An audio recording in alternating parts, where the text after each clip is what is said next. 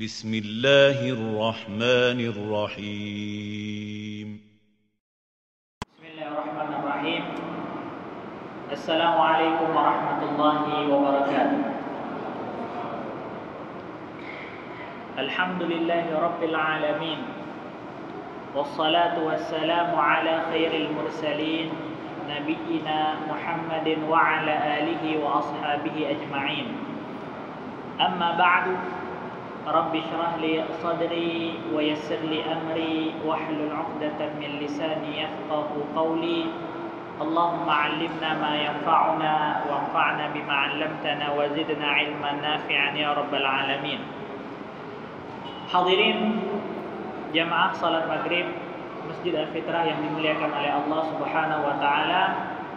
Alhamdulillah, Allah Subhanahu wa taala masih memberikan kepada kita kesempatan sampai dengan hari ini. Allah Subhanahu wa taala memudahkan kita untuk bisa berhadir di rumah Allah dalam rangka untuk melaksanakan salat maghrib secara berjamaah, dan kita lanjutkan dengan kajian mingguan kita mengenai profil sahabat Rasulullah sallallahu alaihi wasallam. Adapun pada kesempatan kali ini, insyaallah kita akan mengkaji profil dari salah satu sahabat Rasulullah sallallahu alaihi wasallam yang dijuluki dengan Habrul Ummah, tintanya umat, atau dimaksudkan alimnya, ulamanya umat ini, yang mana beliau radhiyallahu taala anhu tentunya tidak asing namanya di telinga kita, dikarenakan banyaknya riwayat dari Rasulullah sallallahu alaihi wasallam yang dirawikan oleh beliau. Bahkan beliau termasuk salah satu sahabat yang paling banyak periwayatannya dari Rasulullah sallallahu alaihi wasallam. Kalau tidak salah saya menduduki posisi kelima. Paling banyak, pertama sahabat yang paling banyak meriwayatkan hadis adalah Abu Hurairah radhiyallahu taala anhu. Kemudian Abdullah bin Umar bin Al-Khattab, putra daripada Amirul Mukminin Umar bin Al-Khattab. Kemudian selanjutnya Anas bin Malik, pelayannya Rasulullah sallallahu alaihi wasallam yang diberkahi usianya, diberikan usia yang panjang. Kemudian selanjutnya istri tercinta beliau Ummul Mukminin Aisyah radhiyallahu taala anha. Kemudian beliau yang kelima adalah sahabat yang mulia Abdullah bin Abbas bin Abdul Muttalib Al-Hashimi Al-Qurashi radhiyallahu taala anhuma. Jadi sahabat yang kita angkat kali ini adalah Abdullah bin Abbas. Banyak sekali periwayatan yang telah dilakukan oleh beliau. Di antaranya adalah salah satu hadis yang berkenaan dengan keutamaan bulan Dzulhijjah di mana kita sedang berada di dalamnya sekarang ini, di mana Ibnu Abbas radhiyallahu taala anhu meriwayatkan bahwasanya Rasulullah sallallahu alaihi wasallam bersabda, "Mal 'amalu as-salihu amma min ayyamin al-'amalu as-salihu fiha ahabbu ila Allah min hadhihi al-ayyam, yani al-'ashr." Tidaklah amal saleh itu begitu disenangi oleh Allah Subhanahu wa taala apabila dikerjakan pada hari-hari ini dibandingkan hari-hari yang lain, yang maksudnya adalah 10 pertama daripada bulan Dzulhijjah.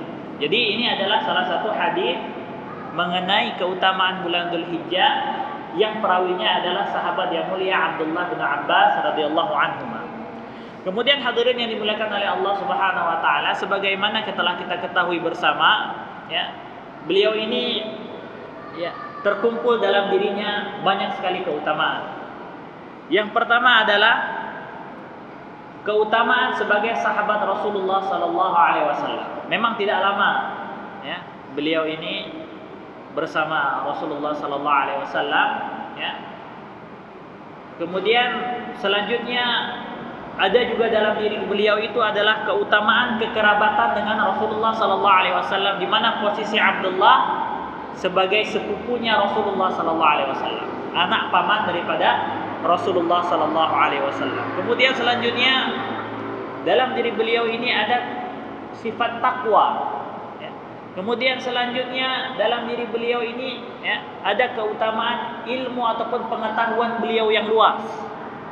Kemudian juga ya, dalam diri beliau ini ada semangat yang luar biasa dalam beribadah kepada Allah Subhanahu wa taala, di samping beliau juga memiliki sifat keberanian. Jadi banyak sekali keutamaan, mulai dari posisi beliau sebagai sahabat, kemudian kerabat Rasulullah sallallahu alaihi wasallam yang memiliki sifat mulia, berani, cerdas, ya, semuanya terkumpul ya dalam diri seorang yang bernama Abdullah bin Abbas radhiyallahu taala anhuma. Bahkan beliau ini adalah salah satu orang yang paling paham, mengerti akan kitab Allah Subhanahu wa taala, dan yang paling faqih ya, yang paling faqih, paling paham akan maksud daripada ayat-ayat Allah Subhanahu wa taala. Kemudian paling mampu mendalami ya rahasia yang ada dalam Al-Qur'an. Makna yang terkandung dalam Al-Quran, maksud yang diinginkan dalam Al-Quran, beliau adalah orang yang paling memahami akan hal tersebut. Beliau radhiyallahu ta'ala anhu itu dilahirkan ya, 3 tahun sebelum hijrahnya Rasulullah sallallahu alaihi wasallam ke kota Madinah. Jadi beliau 3 tahun sebelum hijrah lahir. Dan Rasulullah sallallahu alaihi wasallam wafat pada tahun berapa Hijriah? Ya, 11 Hijriah, atau ada yang bilang 10 akhir. Berarti kebersamaan beliau bersama Rasulullah ini tidak lama. Ya. Kalaupun baru lahir, tentunya beliau belum sadar dunia. Dalam artian apa? Baru lahir usia setahun, 2 tahun tentunya ya, sebagaimana lazimnya pasti tentunya belum bisa banyak menangkap sesuatu. Akan tetapi kebersamaan yang singkat ini itu tidak menghalangi beliau untuk menjadi orang yang paling paham akan agama Allah Subhanahu wa taala, khususnya yang terkait dengan Al-Qur'an. Ini luar biasanya sahabat Abdullah bin Abbas radhiyallahu taala anhuma ya. Beliau meriwayatkan sekitar 1660 hadis dari Rasulullah sallallahu alaihi wasallam ya selama hidupnya.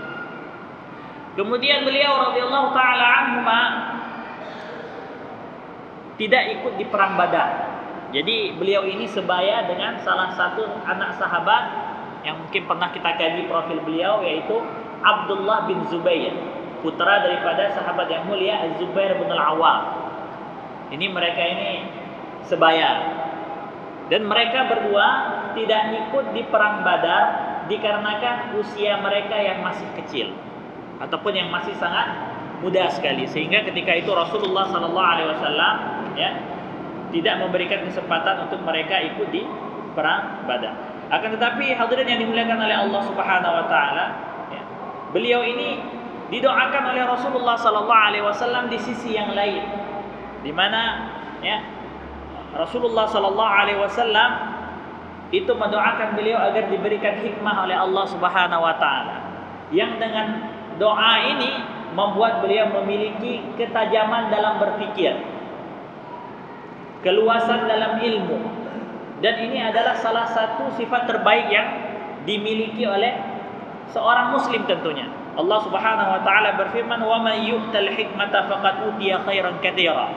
Barang siapa yang diberikan hikmah oleh Allah Subhanahu wa taala, maka ia telah diberikan kebaikan yang banyak sekali.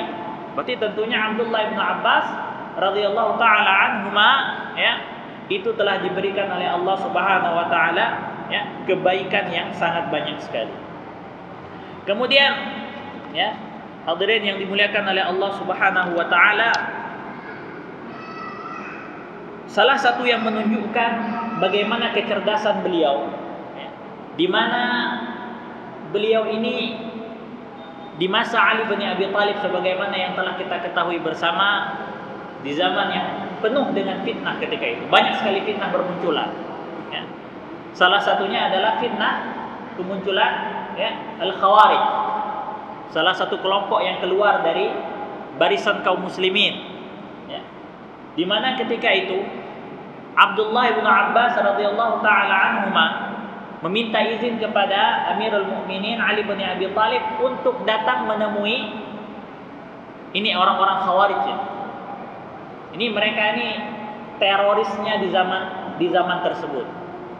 Karena betul-betul perbuatan yang mereka lakukan itu sangat keji sekali. Mereka membunuh salah satu sahabat yang mulia, Abdullah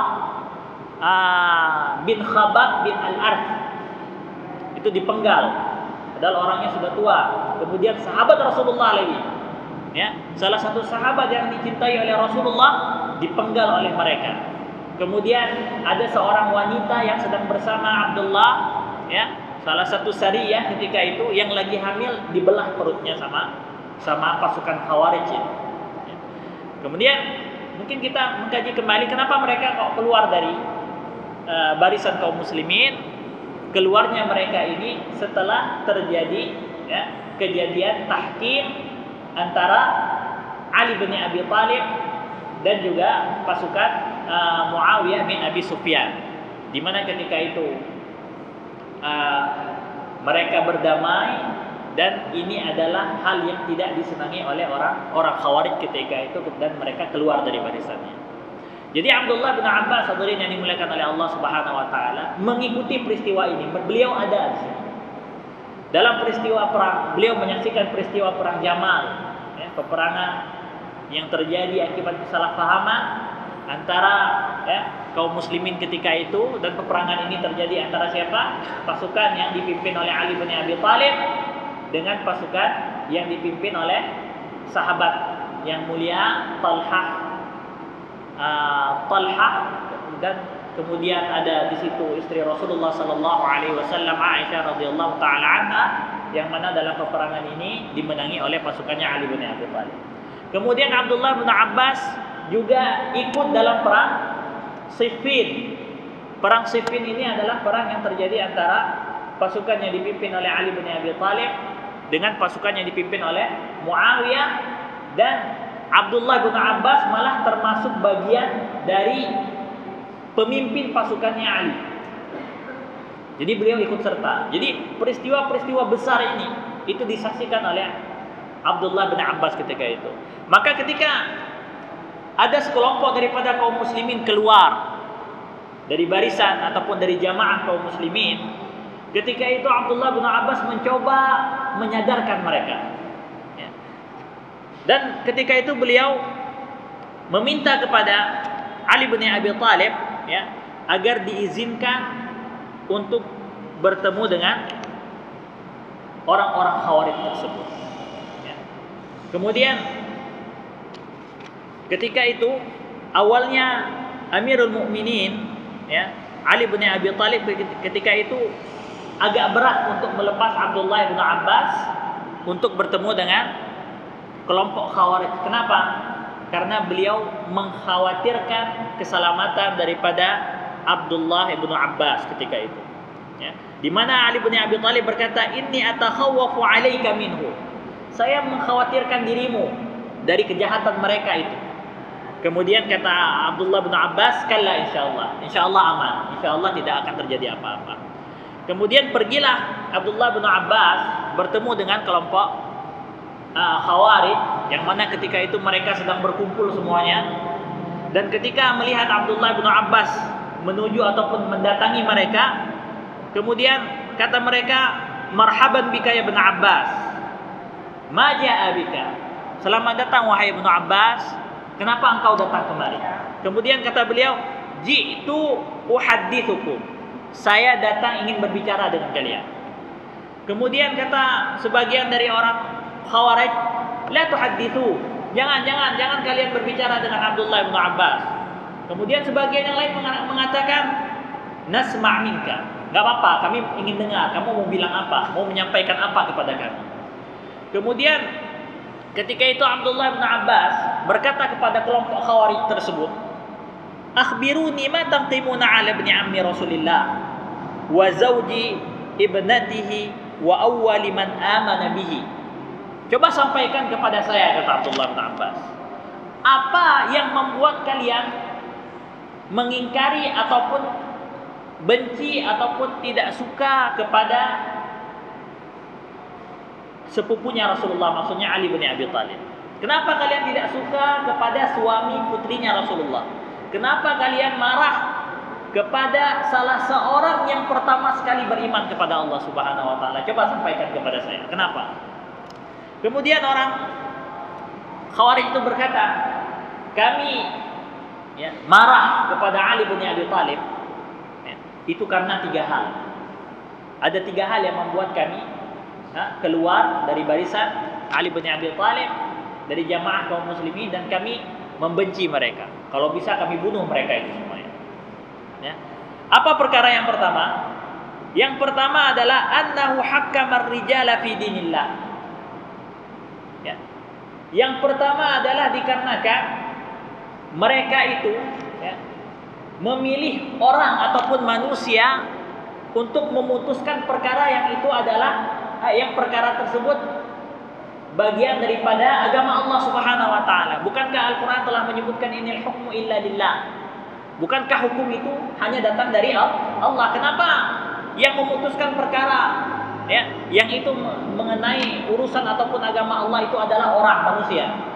Maksudnya ini ingin dikatakan adalah kenapa dalam peristiwa tahkim di mana ketika itu, kalau tidak salah saya dari utusan Ali bin Abi Thalib itu siapa? Abu Musa al-Asy'ari.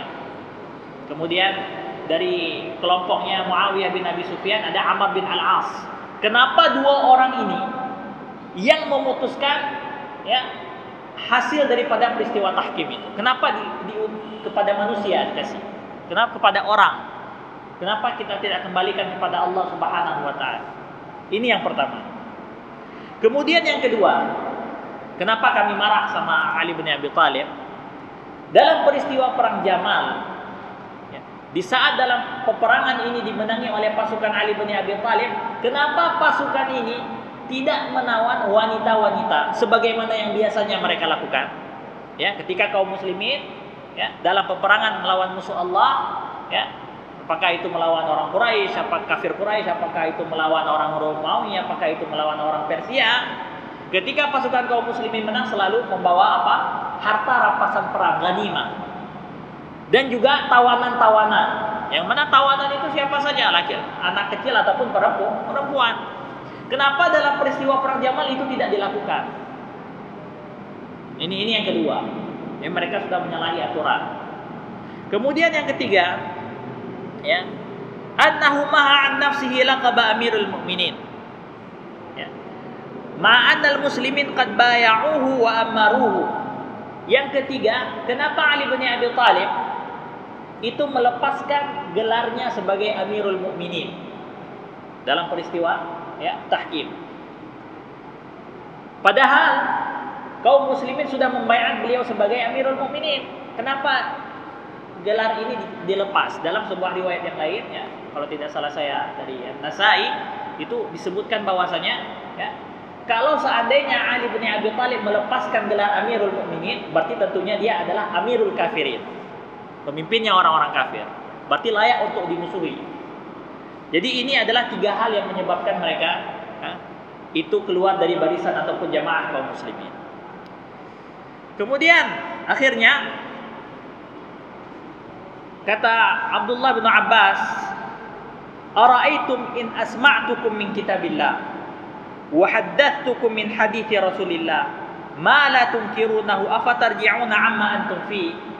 Baik, kata Abdullah bin Abbas, kalau sekarang saya menyampaikan kepada kalian, saya perdengarkan kepada kalian sesuatu daripada kitab Allah, dari firman Allah, dan juga aku sampaikan kepada kalian hadis Rasulullah SAW yang kalian tidak akan mungkin mengingkari ini keduanya, maukah kalian kembali? Maksudnya bertaubat.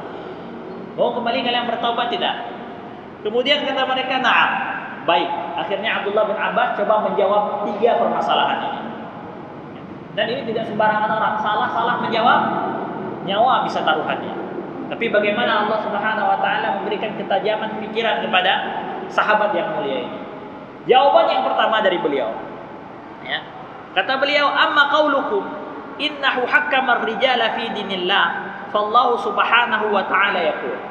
Adapun anggapan kalian yang mengatakan bahwasanya menyerahkan sebuah keputusan yang mana ini adalah urusan Allah diserahkan kepada manusia, ini sebenarnya sudah ada dalam Al-Qur'an di mana Allah Subhanahu wa taala berfirman, "Ya ayyuhalladzina amanu la taqtulus sayda wa antum hurum."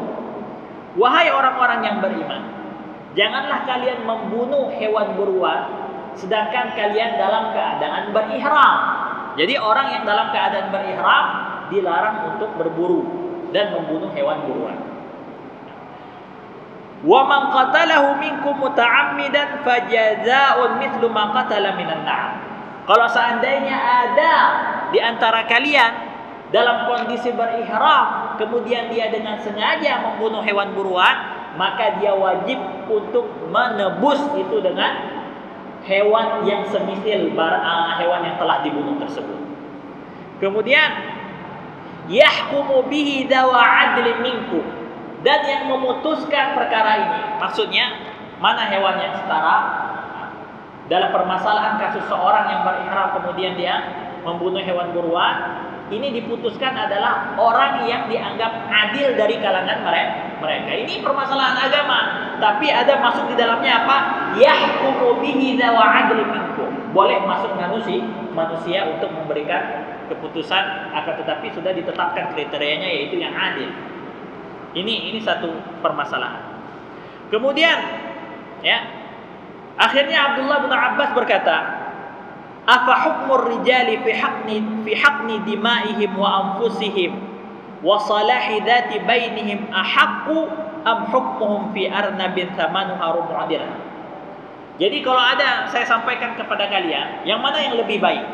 Ya, ada seorang yang memutuskan perkara yang mana dia memutuskan ini demi untuk melindungi tumpahnya darah manusia, ataupun ada orang yang memutuskan perkara demi untuk menjaga kekokohan ikatan suami antara suami istri. Mana yang lebih bagus? Ini atau seorang yang memberikan keputusan akan seekor kelinci yang kelinci itu harganya murah, cuma 1/4 dirham. Mana lebih baik? Ketika orang memutuskan sebuah perkara yang mana apabila keputusannya itu baik, dia bisa menyelamatkan banyak darah dari pertumpahan atau menyelamatkan seekor kelinci, yang mana? Kata mereka, bal fi haqqni dima'il muslimin wa salahi dzati bainihim. Yang lebih bagus adalah mereka yang memutuskan perkara untuk bisa mencegah pertumpahnya darah kaum muslimin. Ini yang lebih baik. Dalam permasalahan yang kedua, yaitu orang yang memperbaiki hubungan antara suami istri, juga disebutkan dalam Al-Quran, faba'athu hakaman min ahlihi wa hakaman min ahliha. Ini juga disebutkan dalam Al-Quran.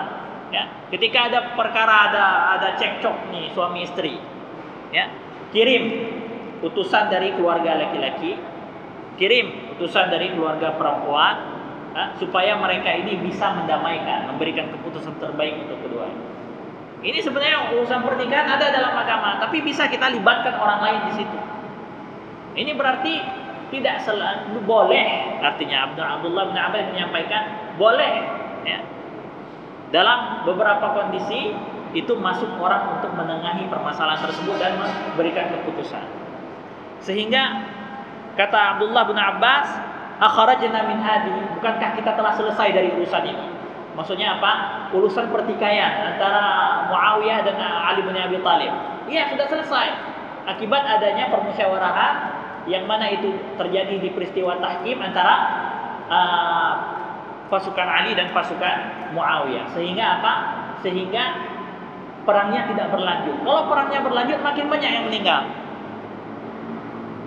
Karena peperangan Siffin ini, kalau tidak salah saya itu 10 hari itu terjadinya. 10 hari perang terus dari pagi sampai Isya. Berapa banyak orang yang meninggal, dan kedua-duanya kaum muslimin. Alhamdulillah terhenti dengan ada peristiwa tahkim. Bukankah kalau ini tidak terjadi, kondisinya akan lebih parah? Maka ketika ini ditanyakan kepada Khawarij, mereka berkata, iya benar. Terjawablah hal yang meresahkan mereka. Terjawab hal yang pertama. Ya. Kemudian yang kedua, kata Abdullah bin Abbas, "Amma qaulukum inna Aliyan qatala wa lam yasbi kama saba Rasulullah sallallahu alaihi wasallam." Ya. Adapun perkataan kalian di mana Ali bin Abi Thalib ketika menang di perang Jamal tapi dia tidak menawan wanita, kemudian tidak mengambil ghanimah, ya. Sebagaimana yang telah dilakukan oleh Rasulullah sallallahu alaihi wasallam. Kemudian apa kata Abdullah bin Abbas? "Afa kuntum turiduna an tasbu ummakum Aisyah wa tastahilluna kama tustahallu sabaya?" Apakah kalian mau yang ditawan itu adalah ibu kalian? Maksudnya siapa? Aisyah radhiyallahu taala. Bukankah beliau ini ummul mukminin? Ya. Wa azwaju ummahatuhum, kata Allah Subhanahu wa taala. Istri-istri Rasul adalah ibu, ya, orang-orang yang beriman. Ketika Ali menang dalam kondisi seperti ini, kemudian kalian rela yang ditawan itu adalah ummul mukminin Aisyah radhiyallahu taala anha. Rela kalian itu yang nantinya dilakukan. Maka ini benar-benar, ya, memukul akal daripada orang-orang Khawarij. Nggak bisa bantah. Betul, nggak mungkin ummul mukminin ditawan. Dan tidak mungkin, ya, diperlakukan beliau sebagaimana diperlakukan wanita-wanita yang lain, terkhusus, ya, musuh-musuh Allah Subhanahu wa taala. Maksudnya wanita-wanita dari pasukan musuh-musuh Allah Subhanahu wa taala. Tidak mungkin bisa sama. Ini yang kedua. Kemudian kata Abdullah bin Abbas, ya, fa in qultum na'am, kalau seandainya kalian bilang iya, boleh untuk menawan ummul mukminin Aisyah radhiyallahu taala anha, faqad kafartum, maka kalian telah kafir. Wa in qultum innaha laysat bi ummikum kafartum aidan. Tapi kalau kalian bilang boleh untuk menawan Aisyah, beliau bukan ummul mukminin, kalian juga kafir. Allah Subhanahu wa taala berfirman, "An-nabiyyu aula bil mu'minin min anfusihim wa azwajuhu ummahatuhum." Ya. Rasul sallallahu alaihi wasallam, nabi itu harus lebih diutamakan bagi orang-orang yang beriman, dan istri-istri beliau ummahatuhum adalah ibu kaum mukminin itu. Jadi serba salah. Kalau kalian bilang iya boleh ditawan, salah. Kalau kalian bilang itu tidak itu beliau bukan ummul mukminin, kalian juga salah. Bukankah Ali dengan tidak menawan ummul mukminin radhiyallahu taala anha, bahkan mengantar beliau, ya, ke kota Madinah, mengirim sebuah utusan untuk mengawal Aisyah agar sampai di Madinah dengan selamat. Ini telah menyelamatkan kita dari hal ini. Faqalu na'am, kata mereka, oh ya betul juga, betul. Kemudian selanjutnya, ya, kata Abdullah bin Abbas, "Amma qaulukum inna Aliyan qad maha an nafsihi laqaba imra'atil mu'minin." Ya. Dan yang ketiga, ketika kalian mengatakan Ali bin Abi Thalib mencopot ataupun melepaskan gelar beliau sebagai Amirul Mukminin, bukankah Rasulullah sallallahu alaihi wasallam juga pernah melakukannya? Kapan dilakukan oleh Rasulullah sallallahu alaihi wasallam? Ketika terjadi perjanjian Hudaybiyah. Ketika terjadi perjanjian Hudaybiyah, malah yang disuruh oleh Rasulullah sallallahu alaihi wasallam untuk menulis ketika itu adalah Ali itu sendiri. Ya. Ketika itu apa? Ketika menuliskan perjanjian itu, Rasulullah awalnya menulis apa? Hadza ma qadha alaihi Muhammadun Rasulullah. Inilah yang telah diputuskan oleh Muhammad Rasulullah. Orang Quraisy protes. Apa kata mereka?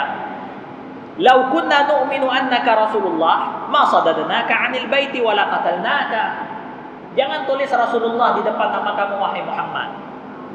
Kalau engkau tulis di depan namamu Rasulullah dan kami percaya engkau Rasulullah, nggak mungkin kami menghalangi engkau daripada Masjidil Haram. Tidak mungkin kami berusaha untuk membunuhmu kalau kami percaya kamu seorang Rasulullah. Tapi tulis Muhammad bin Abdullah. Jangan tulis Rasulullah, tulis Muhammad bin Abdullah. Bukankah Rasulullah punya lakab Rasulullah? Muhammad punya lakab Rasulullah, Rasulnya Allah. Tapi dalam kondisi seperti ini, yang ada kemaslahatan di sana, Rasulullah, ya, mau untuk melepaskan gelarnya dengan menulis di sana apa? Muhammad, ya, Muhammad bin Abdullah, ya. Kemudian walaupun beliau sambil berkata, wallahi inni la rasulullah wa in kadzabtumuni. Demi Allah, aku adalah seorang Rasul Allah walaupun kalian mendustaiku. Tapi demi agar terwujudnya Sulhul Hudaybiyah ketika itu, beliau mau untuk apa? Melepaskan gelarnya. Nah, ini hadis. Yang dua tadi diselesaikan, ya, dengan ayat. Yang ini hadis. Kemudian kata Abdullah bin Abbas kepada Khawarij, bukankah kita telah selesai juga dari permasalahan ini? Semuanya sudah terjawab. Faqalu na'am. Akhirnya apa? Diskusi ini antara Abdullah bin Abbas dengan kelompok Khawarij itu membuat, ya, sekitar 20.000 Khawarij itu bertaubat tanpa tumpah setetes darah pun. Tanpa harus terjadi peperangan, 20.000 daripada kelompok Khawarij itu sadar dan kembali ke jalan yang benar. Memang ada dalam riwayat lain disebutkan 2.000, ya. Karena ada yang menyebutkan bahwasanya jumlah Khawarij ketika itu ada 6.000. 2.000 tersadar dari diskusi ini, ya. 4.000-nya tetap berada dalam kesesatannya sampai Ali bin Abi Thalib menyerang mereka dan terbunuh. 98% terbunuh. Kalau nggak salah yang selamat dari Khawarij ini kalau nggak 8-9 orang. Jadi 4.000 itu 3.092 orang tewas, 8 orang mungkin yang berhasil menyelamatkan diri. Tapi sebelumnya telah tersadarkan, ya, berkat Allah Subhanahu wa taala melalui kecerdasan yang diberikan olehnya kepada seorang Abdullah bin Abbas, telah banyak dari mereka yang bertaubat dan kembali ke jalan yang benar. Demikian hadirin yang dimuliakan oleh Allah Subhanahu wa taala, ya. Jadi ini adalah kelebihan yang diberikan oleh Allah kepada Abdullah bin Abbas, dan beliau sendiri menyampaikan bahwasanya yang terkait dengan ilmu pengetahuan itu harus terus-menerus dicari. Jadi beliau ini dari masa kecilnya itu senantiasa, ya, bisa bersama Rasulullah SAW agar bisa mengambil hikmah dan pelajaran dari beliau.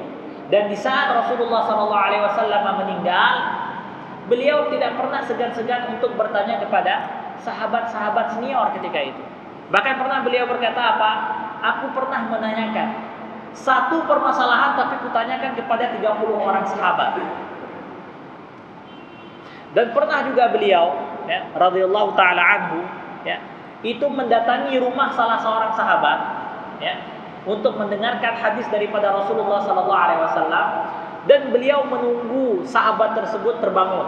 Jadi kapan beliau datang ke rumah sahabat tersebut di waktu qailulah, ketika sahabat tersebut beristirahat siang sejenak. Kemudian ketika sampai di rumahnya, beliau tidak mengetuk pintu. Tapi apa yang beliau lakukan? Beliau membentangkan surbannya, ya, kemudian tidur di atas tanah, di atas tanah, tapi ada surbannya yang sudah dibentangkan, dan beliau tidur di sana menunggu. Sampai kata beliau apa? Debu-debu itu semuanya menutupi beliau, ya, terkena dengan debu-debu ketika itu. Sampai sahabat tersebut terbangun dan membuka pintu, ya, kemudian melihat yang tidur di depan rumahnya sudah kena debu-debu itu adalah sepupunya Rasulullah SAW, ya.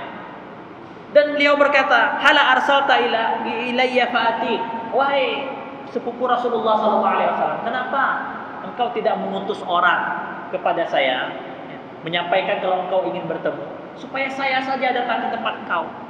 Ini karena ingin menghormati Abdullah bin Abbas, ya, karena memang kedudukan beliau dan kekerabatan beliau dengan Rasulullah SAW. Tapi apa jawaban Abdullah bin Abbas ketika itu? Ana ahaqqu bil maji'i ilaika. Saya yang seharusnya datang kepada engkau. Fal ilmu yu'ta wa la ya'ti.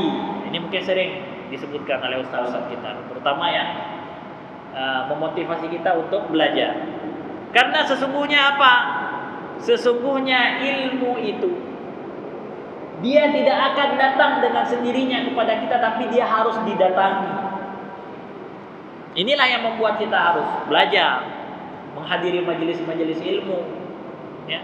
Ataupun kita harus belajar di sekolah, di kampus dan segala macam, di tempat halaqah ilmu, di mana ilmu itu berada. Apabila kita mengetahui ilmu itu ada pada diri seseorang, orangnya kita datang. Sesuai dengan apa yang telah dicontohkan Abdullah Ibn Abbas radhiyallahu taala anhuma, bahwasanya ilmu itu, ya, kita yang mendatangi ia. Tidak mungkin kita duduk di rumah langsung ilmu itu datang dan kita menjadi orang yang alim ataupun tahu akan ilmu. Tidak mungkin. Makanya walaupun dengan kedudukan beliau orang yang memiliki kekerabatan yang dekat dengan Rasulullah SAW, akan tetapi ini tidak menghalangi beliau untuk mencari di mana ilmu itu berada. Walaupun harus rela tidur dengan debu yang begitu banyak yang menutupi tubuh beliau, itu tidak menghalangi semangat beliau untuk menuntut ilmu, maka wajar saja, ya. Ilmu yang ada dalam diri beliau itu begitu banyak sekali. Bahkan Umar bin Al-Khattab radhiyallahu taala anhu, walaupun ketika di masa pemerintahan beliau itu Abdullah bin Abbas masih usianya masih muda, tapi Umar bin Al-Khattab melibatkan Abdullah bin Abbas, ya, ketika beliau Amirul Mukminin. Umar bin Al-Khattab mendapatkan permasalahan-permasalahan yang beliau anggap serius ataupun sulit didapati jalan keluarnya. Tidak segan-segan beliau memanggil beberapa sahabat senior dan melibatkan di dalamnya Abdullah bin Abbas untuk menanyakan kepada beliau apa solusi dari permasalahan ini. Ini menunjukkan apa? Keluasan ilmu daripada Abdullah bin Abbas radhiyallahu taala anhu. Kemudian hadirin yang dimuliakan oleh Allah Subhanahu wa taala, ya. Beliau juga pernah di masa Ali bin Abi Thalib itu diberikan sebuah jabatan sebagai gubernur Basrah. Dan dalam kepemimpinan beliau tentunya beliau memutuskan perkara, ya, dengan ilmu yang telah beliau kuasai dan yang ada dalam diri beliau. Dan juga disebutkan bahwasanya manusia ketika itu, ya, tidak mendatangi beliau hanya dikarenakan ingin memutuskan perkara-perkara yang berkaitan dengan keduniaan mereka saja, akan tetapi juga mendatangi rumah daripada Abdullah bin Abbas untuk belajar.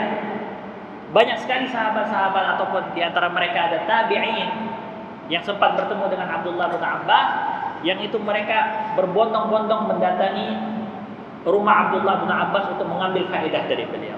Sehingga dikatakan, ya, jalan menuju rumah beliau itu sampai padat. Sehingga apa yang dilakukan oleh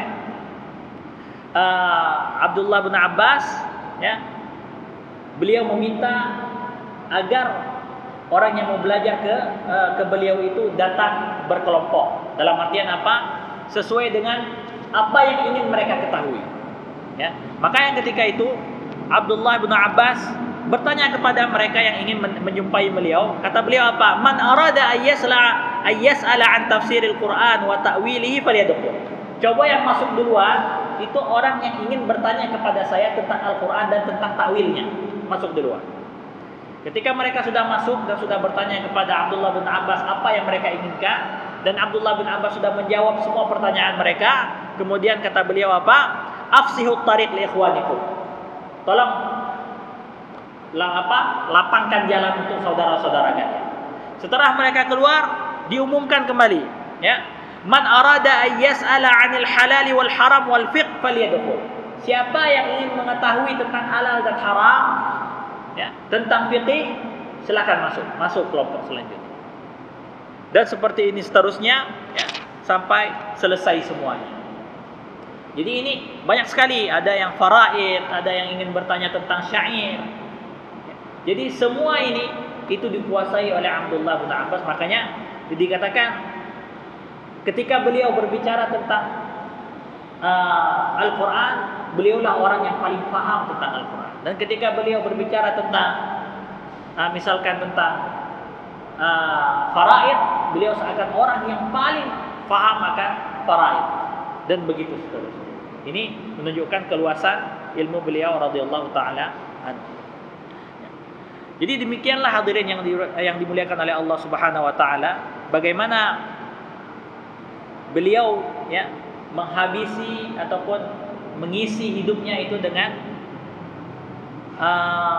amalan-amalan yang bermakna, yang bukan cuma bermanfaat untuk diri beliau, akan tetapi juga bermanfaat untuk umat seluruhnya. Dan memang beliau ini berbeda mungkin dengan mayoritas sahabat yang telah kita kaji profilnya, di mana sebagian besar dari mereka itu mencari Islam, ataupun ketika mendapatkan cahaya Islam, sebelumnya mereka pernah dalam keadaan tidak berislam. Maka tetapi Abdullah bin Abbas dimuliakan oleh Allah Subhanahu wa taala ketika lahir sudah dalam keadaan muslim. Jadi ini adalah kelebihan yang dimiliki oleh beliau radhiyallahu taala. Kemudian walaupun dalam kondisinya seperti ini, ya, penuh dengan hikmah, penuh dengan amalan saleh, tapi beliau, ini juga yang paling banyak kita dapati dari sahabat, tidak pernah mengurangi ibadahnya kepada Allah Subhanahu wa taala. Makanya beliau disebutkan apa? Kalau siang puasa, kalau malam ya, itu menjadi orang yang paling banyak melaksanakan qiyamul lail, ibadah kepada Allah Subhanahu wa taala. Siangnya ibadah, malamnya ibadah. Kalau kita pikir bagaimana perjalanan hidup beliau, seakan-akan sepertinya sudah cukup beliau untuk beramal saleh. Tidak perlu lagi merepotkan dirinya dengan ibadah siang dan malam. Akan tetapi tidak demikian. Bahkan ya, disebutkan beliau ini adalah salah seorang sahabat yang paling banyak menangis di malam hari.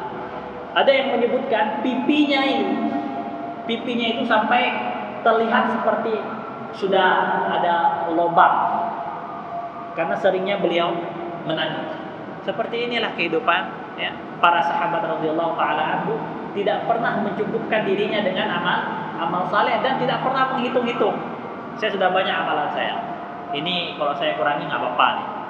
Karena kemarin sudah sedekah, ini sudah salat, baru pulang umrah. Tapi apabila kita melihat mereka sudah berjihad, mengajarkan umat, banyak beramal saleh, tapi sampai dengan akhir hayatnya tidak pernah mengurangi ya, kuantitas daripada ibadah beliau. Ya, walaupun kita juga mengetahui di antara semua ibadah yang mereka lakukan tidak ada yang kualitasnya rendah. Yang mudah-mudahan hadirin yang dimuliakan oleh Allah Subhanahu wa taala, kita bisa mencontoh kehidupan sahabat yang mulia ini agar bisa menjadi hamba Allah yang mulia. Demikian yang dapat kami sampaikan.